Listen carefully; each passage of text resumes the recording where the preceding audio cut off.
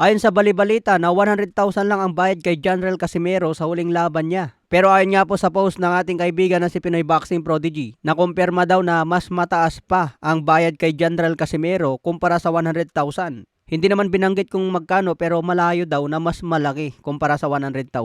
Siguro pwede na sa kalahating milyon mga boss kung malayong mas malaki sa 100K. Samantala may isang post din si PBP. May mensahe daw kay General si Mujika Nakagawa, isang mortal na kaaway ni Kyonosuke Kameda. Nagbigay ng isang mensahe para kay General Casimero. Under din pala ito ng Kameda Promotions mga boss, kaya posible nating makita na labanan nito ni General.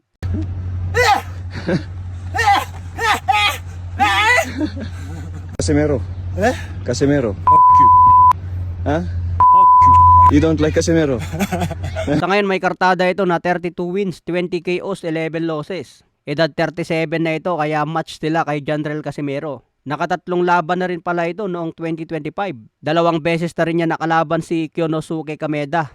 Kaya posible rin na makatapat ito ni General si Nakagawa. Sa iba pang balita ayon sa post ni Sir J.M. Siyasat, interesado daw si Carla Mes Martin na lumaban din kay pound for pound superstar na Oya Inoue. Sinabi raw sa isang eksklusibong panayam, hiniling daw ni Wonderboy sa kanyang mga handler na ituloy na ang posibilidad na laban kay The Monster Inoue. Matapos ang panalo ni Inoue kontra David Picasso, mas nag-init si Wonderboy na gusto rin niya mapalaban kay Inoue. Pero maganda rin mapalaban muna si Wonderboy Martin kontra David Picasso. Kung maglaban ang dalawang yan sa super bantamweight, magandang pukpukan. Pero kung ibigay agad si The Monster Inoue kay Wonderboy, siguradong underdog din dyan si Martin. Pero malaking opportunity at experience ito para kay Wonderboy. Kahit naman matalo si Wonderboy kontra na Oya Inoue, napakalaking bagay yan sa kanyang experience. Lalo na kung mas mag-improve pa si Wonderboy. Kung magbakante si Naoya Inoue, malaki na ang posibilidad ni Wonderboy na mapalaban sa mga bakanteng titulo. Sa ngayon, kailangan pa i-renew ang kontrata ni Wonderboy sa MP Promotions. Dahil natapos na ang kontrata niya sa huling laban sa Trilla in Manila. May kartada ngayon si Wonderboy na 27 wins, 20 KOs, wala pang talo. May edad na 26.